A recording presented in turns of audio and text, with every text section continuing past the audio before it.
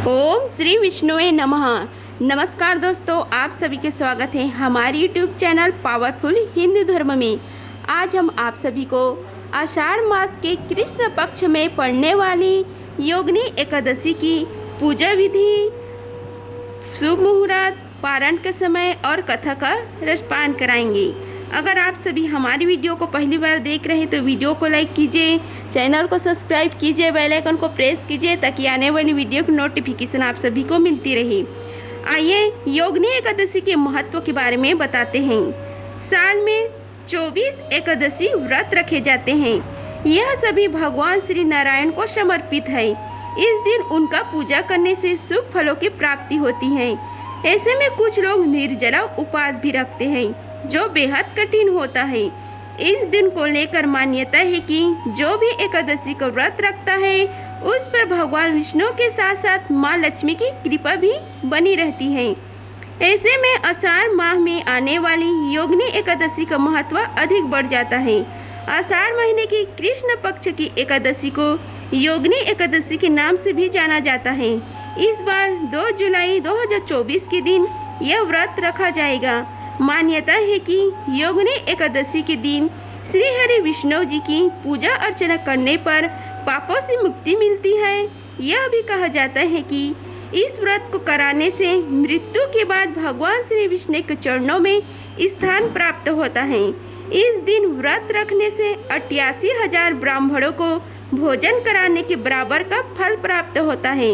ऐसे में आइए जानते हैं योगिनी एकादशी की व्रत कब रखा जाएगा।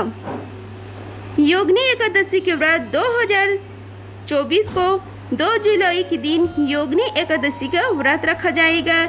इस दिन पूजा के लिए शुभ मुहूर्त है 8:56 से लेकर दोपहर 2:10 तक रहने वाला है। वही योगिनी एकादशी का व्रत का प्रारंभ का समय है 3 जुलाई सुबह 5:28 से सुबह 7:10 पर होगा। योगिनी एकादशी की पूजा विधि क्या है उसके बारे में आप सभी को बताते हैं। योगिनी एकादशी के दिन विष्णु जी की पूजा के विधान है। साथ ही पीपल के वृक्ष की पूजा भी करना चाहिए। इस दिन प्रातः काल उठकर स्नान करना चाहिए। इसके बाद पीले रंग के वस्त्र धारण करना अधिक शुभ होता है। फिर भगवान विष्णु का ध्यान करते हुए व्रत का संकल्प ले। इसके बाद उनकी विधि अनुसार पूजा करें और योगिनी एकादशी व्रत की कथा पढ़ें। बाद में श्री विष्णु जी की आरती करें। इस दिन आप जरूरतमंद लोगों को भोजन व दान दक्षिणा भी दे सकते हैं। इससे भगवान विष्णु प्रसन्न होते हैं। योगिनी एकादशी व्रत के नियम क्या हैं उस बारे में आप सभी को बताते हैं। योगिनी एकादशी व्रत के दिन अन्न का सेवन नहीं करना चाहिए। एकादशी व्रत नहीं रखने वालों को भी चावल का सेवन नहीं करना चाहिए।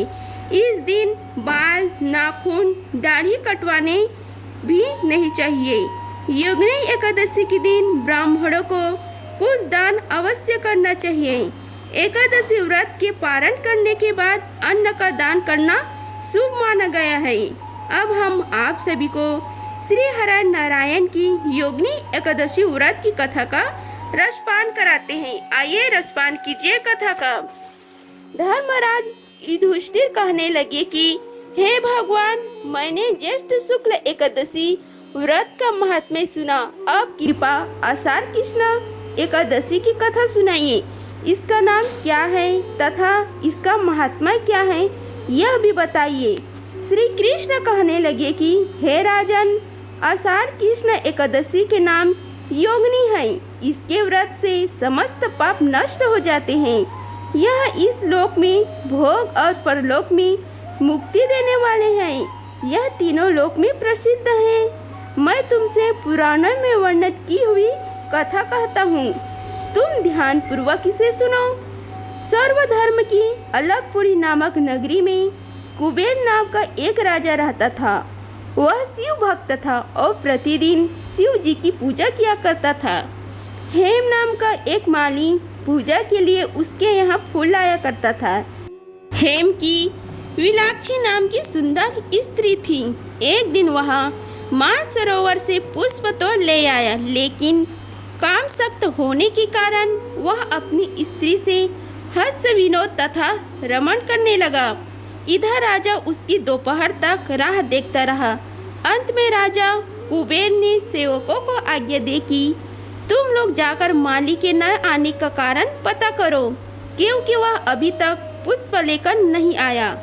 सेवकों ने कहा कि महाराज, वह पापी अति कामी है, अपनी स्त्री के साथ हास्य विनोद और रमण कर रहा होगा। यह सुनकर कुबेर ने क्रोधित होकर उसे बुलाया। हेममालिनी राजा के भय से कांपता हुआ उपस्थित हुआ। राजा कुबेर ने क्रोध में आकर कहा, अरे पापी, नीच कामी, तूने मेरे परम पूजनीय ईश्वरों के ईश्वर श्री शिव जी महाराज का अनादर किया है। इसलिए मैं तुझे श्राप देता हूँ कि तू स्त्री का वियोग सहेगा और मृत्यु लोक में जाकर कोढ़ी होगा। कुबेर के श्राप से हेममालिनी का स्वर्ग से पतन हो गया और वह उसी क्षण पृथ्वी पर गिर गया। भूतल पर आते ही उसके शरीर में श्वेत कोण आ गई। उसकी स्त्री भी उसी समय अंत ध्यान हो गई। मृत्यु लोक में आकर माली ने महादुख भोगे भयानक जंगल में जाकर बिना अन्न और जल के भटकता रहा। रात्रि को निद्रा भी नहीं आती थी, परंतु शिव जी की पूजा के प्रभाव से उसको पिछले जन्म की स्मृति का ज्ञान अवश्य रहा। घूमते घूमते एक दिन वह मार्कंड ऋषि के आश्रम में पहुंच गया, जो ब्रह्म से भी अधिक वृद्ध थे और जिनका आश्रम ब्रह्म की सभा के समान लगता था। हेममालिनी वहां जाकर उनके पैरों में गिर पड़ा। उसे देखकर मार्कंड ऋषि बोले, तुमने ऐसा कौन सा पाप किया है जिसके प्रभाव से यह हालत हो गई है। हेममालिनी ने सारा वृत्तांत कहा और सुनाया। यह सुनकर ऋषि बोले, निश्चय ही तूने मेरे सम्मुख सत्य वचन कहे हैं, इसलिए तेरे उद्धार के लिए मैं एक व्रत बताता हूँ। यदि तू आषाढ़ मास के कृष्ण पक्ष की योगिनी नामक एकादशी का विधि पूर्वक व्रत करेगा तो तेरे सब पाप नष्ट हो जाएंगे। यह सुनकर हेममालिनी ने अत्यंत प्रसन्न होकर मुनि को साष्टांग प्रणाम किया। मुनि ने उसे स्नेह से उठाया। हेममालिनी ने मुनि के कथा अनुसार विधि पूर्वक योगिनी एकादशी का व्रत किया। इस व्रत के प्रभाव से अपने पुराने स्वरूप में आकर वह अपनी स्त्री के साथ सुख पूर्वक रहने लगा। भगवान कृष्ण ने कहा, हे राजन, यह योगिनी एकादशी का व्रत 88,000 ब्राह्मणों को भोजन कराने के बराबर फल देता है। इसके व्रत से समस्त पाप दूर हो जाते हैं और अंत में स्वर्ग की प्राप्ति होता है। अब हम आप सभी को योगिनी एकादशी में किए जाने वाले उपाय के बारे में बताते हैं। यदि आप करियर में सफलता प्राप्त करना चाहते हैं तो योगिनी एकादशी के दिन भगवान विष्णु की पूजा करें और उन्हें केला, मिठाई समेत आदि चीज़ों का भी भोग लगाएं। साथ ही श्री हरि विष्णु चालीसा का पाठ करें। इसके अलावा योगिनी एकादशी के दिन संध्या काल में घर में दीपक अवश्य जलाएं।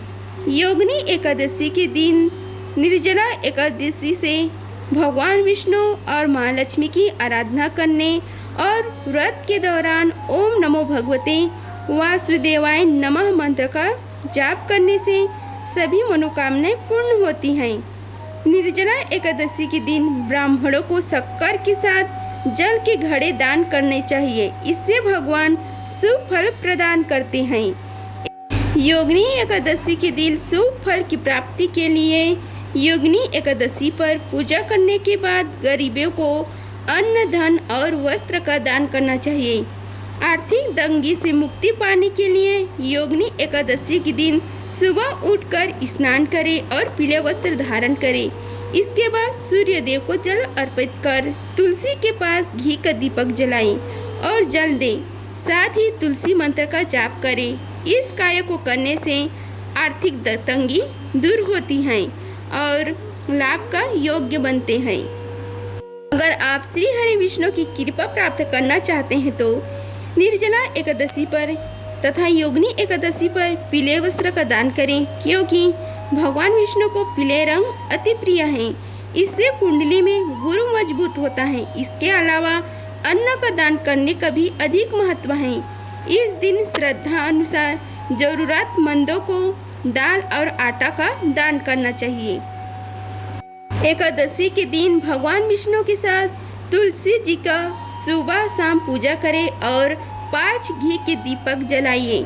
साथ ही 11, 21, 51 या 108 बार ओम नमो भगवते वासुदेवाय नमः मंत्र का जाप करते हुए परिक्रमा करें। ऐसा करने से आपकी मनोकामना पूरी होगी और घर में सुख समृद्धि और शांति बनी रहेगी। योगिनी एकादशी के दिन शिवलिंग पर जल चढ़ाएं, काले तिल चढ़ाएं। एकादशी पर सूर्य अस्त के बाद हनुमान जी के सामने दीपक जलाएं और सीताराम सीताराम का जाप 108 बार करें। सुबह तुलसी को जल चढ़ाएं और शाम को तुलसी के पास दीपक जलाएं। विष्णु जी के साथ ही महालक्ष्मी की पूजा भी करेंगे तो बहुत शुभ होगा।